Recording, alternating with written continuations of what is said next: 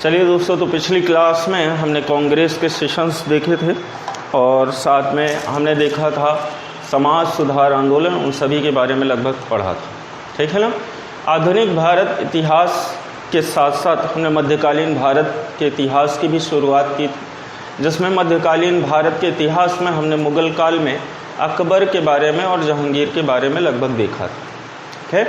तो हमने क्या किया कि मुग़ल काल में जो बीच की सीरीज़ थी, यानी कि बीच में अकबर को ही लाया था, और उसका रीज़न ये था कि क्लास भी लगी हुई थी और क्लास में अकबर का टॉपिक चल रहा था, तो मे भी हमने क्लास के साथ में ही उस वीडियो को क्लियर कर दिया। आज हम थोड़ा सा मुग़ल काल की स्टार्टिंग में जाएंगे कि किस तरीके से मुग़ल काल की शुरुआत भारत में हुई, तो उसकी कहानी को जानेंगे, समझेंगे। उससे बनने वाले जो फैक्ट आपके छोटे एग्ज़ाम के लिए, पीएससी के एग्ज़ाम के लिए ये उतने महत्वपूर्ण नहीं है, क्योंकि पीएससी में प्रीलिम्स में तो काम आएंगे, लेकिन मेंस के लिए जो अलग से लेक्चर होता है उसका हम भी तैयारी कर रहे हैं कि उस लेक्चर को भी जो है आपके सामने लाया जाए। तो आज जो हम पढ़ेंगे वो मुग़ल काल से शुरुआत करेंगे और लगभग छोटे एग्ज़ाम्स के लिए, साथ में जो एमपीपीएससी प्रीलिम्स के लिए जो आपके लिए महत्वपूर्ण होगा वो चीज़ें भी हम देखें। देखिए, दरअसल मुग़ल काल की जो शुरुआत होती है, उस शुरुआत या मुग़ल काल का जो संस्थापक है मुग़ल वंश का, उसका नाम था आपका बाबर। उस बाबर को जानने से पहले हम देखें तो 1526 से 1530 तक इसका जो है शासनकाल रहा। बाबर को समझने से पहले हमें भारतीय इतिहास में मध्यकालीन भारत के दिल्ली सल्तनत को थोड़ा सा जानना होगा। दिल्ली सल्तनत की जो शुरुआत हुई थी वो 1206 में कुतुबुद्दीन ऐबक ने गुलाम वंश के साथ में की। गुलाम वंश के समाप्त होने के पश्चात ही खिलजी वंश ने भारत पर शासन किया। खिलजी के बाद तुगलक वंश, जो कि सल्तनत काल का सबसे लंबा कार्यकाल रहा, तुगलक वंश का शासन हुआ। तुगलक के बाद सैयद वंश का शासन हुआ और सैयद के बाद लोदी वंश, जो कि दिल्ली सल्तनत का सबसे अंतिम वंश माना जाता है। लोदी वंश में केवल 3 राजा हुए।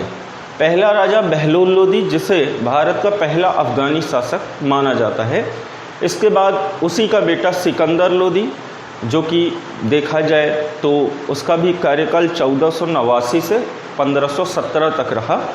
सिकंदर लोदी का जो बेटा था इब्राहिम लोदी 1517 से 1526 तक रहा, और कहते हैं कि 21 अप्रैल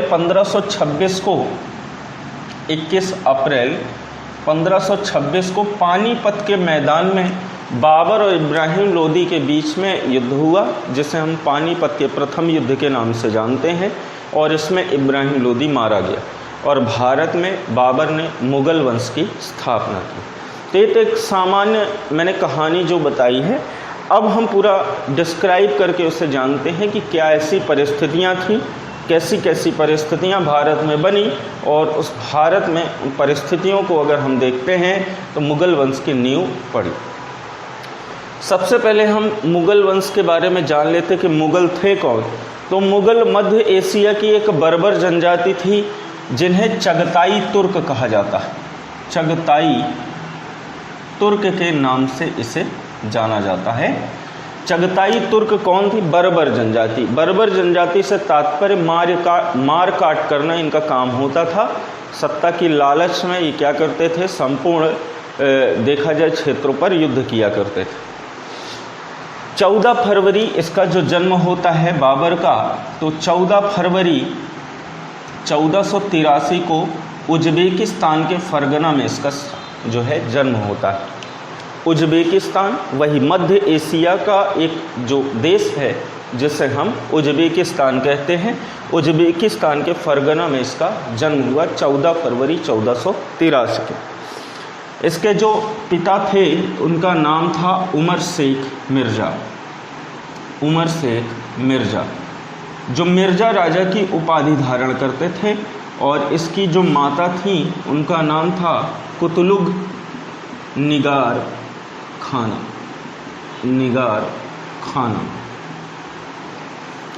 इसकी दादी का जो नाम था वो था एहसान दौलत बेगम, एहसान दौलत बेगम। बाबर के बारे में कहा जाता है कि यह तैमूरलंग और चंगेज़ खान का ही वंशज था, इन दोनों का वंशज था। अगर देखें तो पिता की ओर से यह देखा जाए तो पांचवा तैमूरलंग का वंशज, और माता की ओर से ये चंगेज़ खान की 14वीं संतान देखा जाए तो था। तो इसके बारे में कहा जाता है बाबर के बारे में। उमर शेख मिर्ज़ा जो थे ये इसके पिता थे, जो उज़्बेकिस्तान के फरगना पर इनका छोटी सी रियासत थी, वहाँ पे शासन किया करता था उमर शेख मिर्ज़ा। 1494 की बात है, जब उमर शेख मिर्ज़ा की मृत्यु हो गई तो उसका संपूर्ण शासन उसके बेटे बाबर के हाथों में चला गया। देखिए तो बाबर क्षेत्र पर जो है उस छोटी सी रियासत पर जो है शासन करने लगा। हालांकि कहते हैं कि इनके पिता की मृत्यु के बाद इनकी दादी एहसान दौलत बेगम ने शासन को संपूर्ण तरीके से चलाया, लेकिन कुछ कारणों की वजह से उनकी दादी एहसान दौलत बेगम ने संपूर्ण शासन बाबर के हवाले कर दिया। 11 वर्ष की आयु में आप कह सकते हैं कि बाबर क्या बना, राजा बना।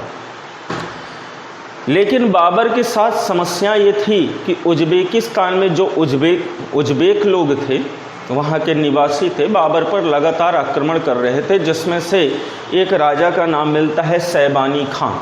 और सैबानी खान जो है लगातार बाबर पर आक्रमण करता है और बाबर हारता हुआ अपनी क्षेत्र फरगना को वहाँ से छोड़ देता है। इसके बाद बाबर ने आंशिक सफलता प्राप्त करने हेतु गौर और गजनी का जो क्षेत्र था उस क्षेत्र को जो है अपने अधिकार में लेने का प्रयास करता है और लगातार वहाँ पे युद्ध करता है।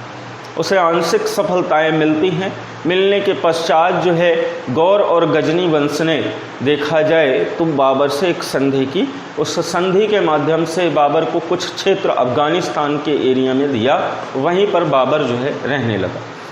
बाबर को अफ़गानिस्तान में रहने के पश्चात गौर और गजनी वंश ने यह भी कहा कि आप भारत पर आक्रमण कर सकते हैं, क्योंकि वो एक हिंदू देश है और अपने धर्म का प्रचार प्रसार इत्यादि भी आप अपने देश भारत देश में कर सकते हैं। भारत में आने का जो इसका कारण था, वह कारण हम थोड़ा सा लोदी वंश में जाते हैं तब की बात।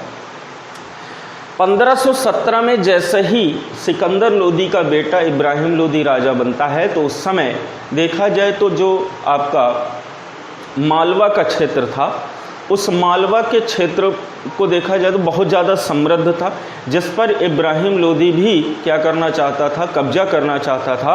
और साथ में उसमें एक और व्यक्ति थे, मेवाड़ के राजा राणा सांगा, जो मालवा पर अधिकार करना चाहते। इब्राहिम लोदी और राणा सांगा के बीच मालवा के क्षेत्र को लेकर के एक युद्ध होता है, खतौली का युद्ध। लगभग ये 1519 या 20 के समथिंग हुआ था।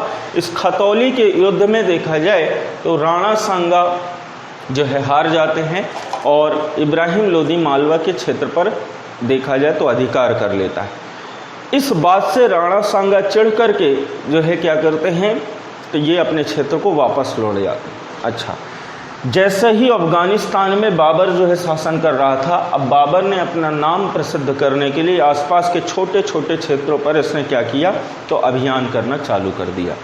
बाबर ने अपने जीवन में कुल 8 युद्ध लड़े और भारत में जो युद्ध थे, भारत में कुल इसने देखा जाए तो 5 युद्ध लड़े, जिसमें 4 युद्ध इसके बहुत ज़्यादा प्रसिद्ध हैं, क्योंकि चौथा इसका जो पहला युद्ध था वो तो देखा जाए 1519 में था। और इस 1519 में इसने यूसुफ जाई जाति के विरुद्ध अभियान किया था और बजौदा और भेरा, जो कि भारत का यानी कि वर्तमान समय में पाकिस्तान का जो एरिया था, उस पर उसने कब्जा कर लिया था। इसके बाद पानीपत के युद्ध से लेकर के घाघरा के युद्ध तक इसके 4 प्रमुख युद्ध माने जाते हैं, जो भारत में सत्ता में रहने के बाद इसने युद्ध किए। जब बाबर जो है अफ़गानिस्तान के एरिया में शासन करने लगा, धीरे धीरे इसने भारत के छोटे छोटे क्षेत्रों पर हमला करना चालू किया। इससे क्या हुआ कि इसने सभी क्षेत्रों के रियासत के छोटे छोटे राजाओं को हराया और उसको अपने साम्राज्य में शामिल करता गया। लगातार युद्ध करने की वजह से लगभग आसपास के एरिया में, आसपास के क्षेत्र में सभी लोग बाबर के बारे में ये बात जानने लगे कि बाबर नाम का एक प्रसिद्ध आक्रमणकारी है जो सब जगह पे हमला कर लेता है और करने के बाद उसके क्षेत्र को अपने साम्राज्य में मिला देता है, यानी कि यह हारता नहीं। अब जब सभी लोग इस पर जानने लगे, उस समय भारत पे शासन किसका चल रहा था तो देखा जाए इब्राहिम लोदी का शासन चल रहा था। अब इब्राहिम लोदी ने और राणा सांगा, इन दोनों के बीच में जैसे ही खतौली का युद्ध होता है, इस खतौली के युद्ध में राणा सांगा इब्राहिम लोदी को मरवाने के उद्देश्य से, उसकी सत्ता से हटाने के उद्देश्य से बाबर के पास मदद मांगने जाता है कि ये क्या करे, बाबर भारत पर आए और भारत पर आकर के जो है आक्रमण करे, इब्राहिम लोदी को मारे और संपूर्ण भारत की सत्ता जो है वो राणा सांगा को दे दे। यहाँ इब्राहिम लोदी के जो चाचा लोग थे, ईसा खान लोदी, दौलत खान लोदी, कई नाम मिलते हैं, वो भी इब्राहिम लोदी से जो है नाखुश थे और वो भी बाबर के पास जाते हैं बाबर को मनाने के लिए कि आप भारत पर आइए और इब्राहिम लोदी के विरुद्ध अभियान करिए। पहले तो बाबर को लगा कि मैं इतना ज़्यादा प्रसिद्ध हूँ, ये मुझे मरवाने या फंसाने के लिए जो है भारत में बुला रहे हैं। जब लगातार 2-3 बार ये लोग इन्हें बाबर को आमंत्रण देने जाते हैं तो बाबर को लगा कि यह सही वक्त है कि जब मैं भारत पर हमला करूँ।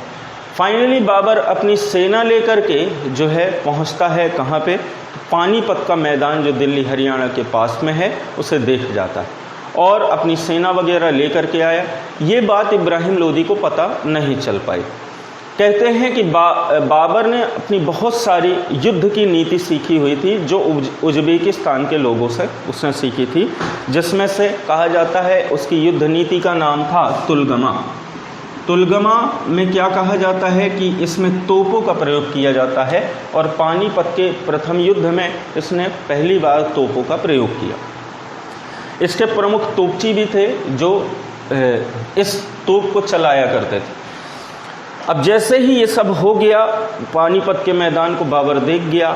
फाइनली 21 अप्रैल 1526 के दिन युद्ध की घोषणा कर दी, किसके खिलाफ, इब्राहिम लोदी के खिलाफ। और इनके बीच में युद्ध होता है और देखा जाए तो इस युद्ध स्थल में पहली बार एक ऐसा व्यक्ति इब्राहिम लोदी जो युद्ध स्थल में मारा गया और बाबर ने जैसे ही उसको मारा तो मुगल वंश की नींव भारत में डाली। 1526 से 1530 तक 4 साल का इसका शासनकाल रहा। कहा जाता है कि जिस प्रकार से बाबर के पिता ने मिर्जा राजा की उपाधि धारण की थी, बाबर ने एक उपाधि धारण की जिसे पादशाह के नाम से जाना जाता है और यही पादशाह बाद में जाकर के बादशाह बनता है। और इसीलिए आप देखेंगे कि मुग़ल के जितने भी राजा हुए हैं उन्हें हम बादशाह के नाम से जानते हैं। तो ये कुछ घटनाएं ऐसी थीं। 21 अप्रैल 1526 के दिन पानीपत के प्रथम युद्ध में बाबर ने इब्राहिम लोदी को हराया, उसकी हत्या कर दी और भारत में मुग़ल वंश की नींव डाली। हम पूरे मुग़ल वंश का अगर शासनकाल देखें तो लगभग 1526 से लेकर के 1857 तक माना जाता है, लेकिन जो मुख्य इसके राजा रहे हैं वो 1526 से लेकर के 1707 यानी कि औरंगजेब तक रहे। अब हम बात करते हैं कि और कौन कौन से बाबर के जीवन की घटनाएं थी। तो मैंने आपको जैसे युद्धों के बारे में बताया कि सबसे पहला इसका युद्ध था पानीपत का प्रथम युद्ध। पानीपत का प्रथम युद्ध ये हुआ आपका 21 अप्रैल 1526। लगातार इसने 4 साल जो है युद्ध किए। पानीपत के प्रथम युद्ध में इसने किसको मारा, तो इब्राहिम लोदी की हत्या कर दी। इब्राहिम लोदी की हत्या कर दी, हत्या कर दी। अब देखिए लगातार 1 साल हो गए। 1 साल होने के बाद जब ये बाबर भारत पे ही रुक गया तो राणा सांगा को ये लगा कि अब ये लंबे समय तक यहीं रुकेगा, यहाँ से जाएगा नहीं। तो राणा सांगा ने एक संदेश भिजवाया किसको, बाबर को, कि अब आप लगभग 1 साल यहाँ पे रुक चुके हैं, अब यहाँ से आप चले जाइए। तो बाबर को ये बात समझ में आई कि वास्तव में ये मुझे इसीलिए भारत पे बुलाना चाह रहा था कि मैं इब्राहिम लोदी को मारूं और इब्राहिम लोदी से सत्ता ले करके राणा सांगा को दे दूं। अच्छा, इसी के बाद राणा सांगा के और बाबर के मध्य में एक युद्ध हुआ जिसे हम खानवा का युद्ध कहते हैं। इस खानवा के युद्ध के पहले एक और घटना सुनिए कि पानीपत के प्रथम युद्ध के बाद बाबर ने एक उपाधि धारण की थी, कलंदर की उपाधि। कलंदर की उपाधि, इस कलंदर की उपाधि का श्रेय दिया जाता है कि अफगानिस्तान के लोगों ने इसे कलंदर की उपाधि से नवाजा था, क्योंकि पानीपत के प्रथम युद्ध के बाद इसने अफगानिस्तान यानी उसके रियासत के जितने भी नगरवासी तो उसने सबको एक चांदी का सिक्का दिया था। अब जैसे ही दूसरा युद्ध इसका माना जाता है खानवा का युद्ध, जो कि राणा सांगा खानवा का युद्ध, ये हुआ आपका 17 मार्च 1527 को। किसके बीच में हुआ? तो मेवाड़ के राजा राणा सांगा व बाबर के बीच, बाबर के बीच। और इसमें विजयी कौन रहा? तो बाबर विजयी रहा, बाबर विजयी रहा। ध्यान से सुनिएगा कि खानवा के युद्ध के पश्चात, खानवा के युद्ध के दौरान कहते हैं कि पहले लोग युद्ध करने के एक दिन पहले रात को शराब वगैरह पीते थे और बहुत सारी प्रक्रियाएं हुआ करती थी। लेकिन बाबर ने जैसे ही खानवा के युद्ध के ठीक एक दिन पहले अपने सैनिकों को मोटिवेट किया, क्योंकि इसके सैनिक राणा सांगा से उस समय डर रहे थे, क्योंकि राणा सांगा ने अपने जीवन में जितने भी युद्ध लड़े थे कहते हैं कि उसमें से कुछ ही युद्ध इससे हारे थे। और इस युद्ध के दौरान राणा सांगा अपनी एक आंख गवा बैठे थे, एक हाथ गवा बैठे थे, एक पैर गवा बैठे थे, फिर भी वो लगातार युद्ध जीतते गए। इसी वजह से इस बाबर के सैनिक इस बात से डरे हुए थे कि इस तरह के व्यक्ति को हराना बड़ा मुश्किल होगा। लेकिन बाबर वहाँ पे पहुँचा, पहली बात तो शराब इत्यादि फेंकवा दी और कहा कि ये जो युद्ध करने हम जा रहे हैं ये जिहाद है। पहली बार जिहाद शब्द का प्रयोग यहाँ पे किया गया। जिहाद का अर्थ होता है धर्म युद्ध। और उसने कहा भी बाबर ने कि यदि ये युद्ध हम जीत जाते हैं तो इसमें हमारे अफ़गानिस्तान की पूरी गरीबी दूर हो जाएगी। तो उसके जीवन के इस युद्ध में जैसे उसने अपने सैनिकों को मोटिवेट किया, अगले ही दिन ये युद्ध हुआ। इसमें राणा सांगा हार गए। फाइनली राणा सांगा को जहर दे करके अगले साल यानी 1528 में मार दिया गया। इस तरीके से खानवा का युद्ध भी बाबर जीत गया। खानवा के युद्ध में राणा सांगा का साथ दे रहा था एक व्यक्ति जो मध्य प्रदेश के अशोकनगर के चंदेरी जिले का राजा था, उसका नाम था मेदिनी राय। मेदिनी राय ने बाबर के बारे में, बाबर के विरुद्ध कुछ और भी कमेंट कर दिए, जिससे बाबर उससे भी खिसिया गया, उससे भी परेशान हो गया। और परेशान होने के बाद बाबर ने मेदिनी राय के खिलाफ भी युद्ध की घोषणा कर दी। कहते हैं कि 29 जनवरी अगला जो युद्ध हुआ बाबर का, ठीक अगले साल चंदेरी का युद्ध, और इसमें कहा जाता है ये हुआ 29 जनवरी 1528 को। किसके बीच में हुआ? तो मेदिनी राय और बाबर के बीच, मेदिनी राय व बाबर के बीच। इसमें भी बाबर क्या रहा? विजयी रहा। बाबर विजयी, बाबर विजयी रहा। और कहा जाता है कि यहाँ पे बाबर मेदिनी राय से इतना क्रोधित हुआ था, इसने लगभग वहाँ पे 700 से 800 राजपूतों की गर्दन जो है लगभग कटवा के एक दरवाजे में टंगवा दी थी। उसे खूनी दरवाज़ा के नाम से भी जानते हैं। इनकी महिलाओं ने जौहर कुंड बना के जौहर भी कर लिया था। तो कभी भी प्रश्न आया कि जौहर कुंड और खूनी दरवाज़ा कहाँ स्थित है? मध्य प्रदेश के अशोकनगर जिले में यानी चंदेरी में स्थित। चंदेरी की साड़ियाँ भी आपने सुना होगा, बहुत ज़्यादा प्रसिद्ध। अब देखिए जिस प्रकार से ये 3 युद्ध हुए। अच्छा, एक खानवा के युद्ध के दौरान बाबर ने गाजी की उपाधि धारण की थी। गाजी का अर्थ होता है काफिरों का वध करने वाला। काफिर उन्हें कहा जाता है जो गैर मुस्लिम होते हैं, यानी कि हिंदू जिनको कहते हैं अपन, वही काफिर। हम सभी काफिर उनकी नज़र में हैं। इसके बाद अगर हम देखते हैं तो अगला जो युद्ध हुआ उसे घाघरा का युद्ध कहते हैं। और जो घाघरा का युद्ध हुआ था वो लोदियों के बीच में, और ये हुआ आपका 6 मई 1529। 6 मई 1529 को हुआ लोदियों के बीच में और बाबर के बीच में। ठीक है, कई जगह पे अफ़गानी व बाबर के बीच में मिलता है। बाबर के बीच यह युद्ध हुआ। तो अफ़गानी और लोदी, चूँकि लोदी में बहलोल लोदी पहला अफ़गानी शासक था, तो ऐसा मिल जाए, आप परेशान न होइएगा, दोनों ही सही हैं। कहा जाता है कि इनके बीच में युद्ध हुआ जिसमें बाबर पुनः विजयी रहा। क्यों युद्ध हुआ था? जिस प्रकार से इब्राहिम लोदी के चाचा दौलत खान लोदी, ईसा खान लोदी गए थे इब्राहिम लोदी को मरवाने के उद्देश्य से बाबर के पास, तो जिस तरीके से बाबर भारत में युद्ध कर रहा था, तो इनको भी लगा कि भाई इस तरह में हमारी सत्ता भी जो है वो चली जाएगी। इसी वजह से इन्होंने बाबर के खिलाफ युद्ध की घोषणा कर दी। और बाबर ने यहाँ पे क्या किया, तो देखें तो बाबर ने यहाँ पे इनके विरुद्ध युद्ध किया और युद्ध करने के पश्चात जो है इनको भी हरा दिया।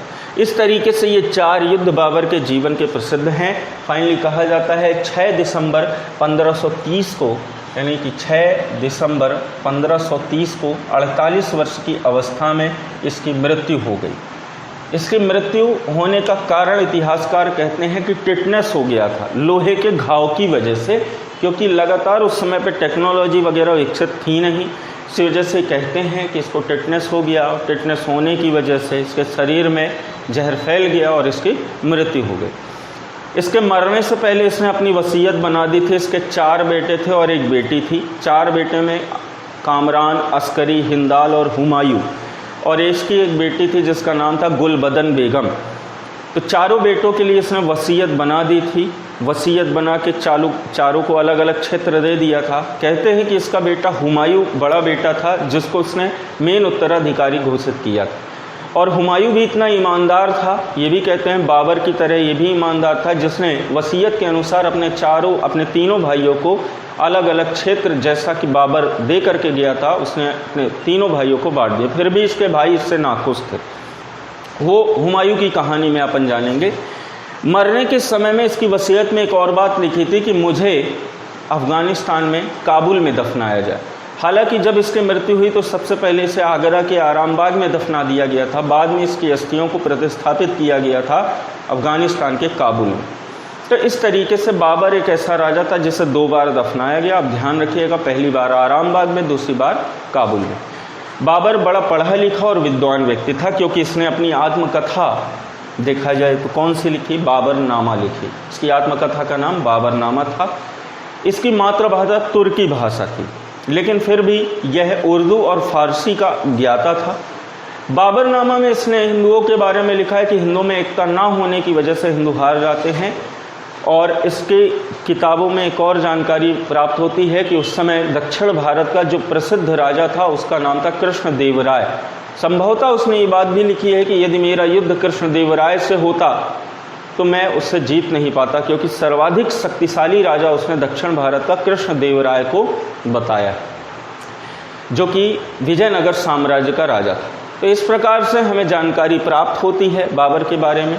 और बाबर की मृत्यु के बाद जो बाबर का बेटा हुमायूं था वो राजा बनता है, और हुमायूं के बारे में हम जानेंगे अगले वीडियो में। तो आज के वीडियो में केवल इतना ही। और भी जो इस आपके डाउट हों उस डाउट को आप कमेंट बॉक्स में लिख सकते हैं, पूछ सकते हैं। तो आज के वीडियो में इतना ही। मिलते हैं अगले वीडियो में फिर, तब तक के लिए धन्यवाद, नमस्कार।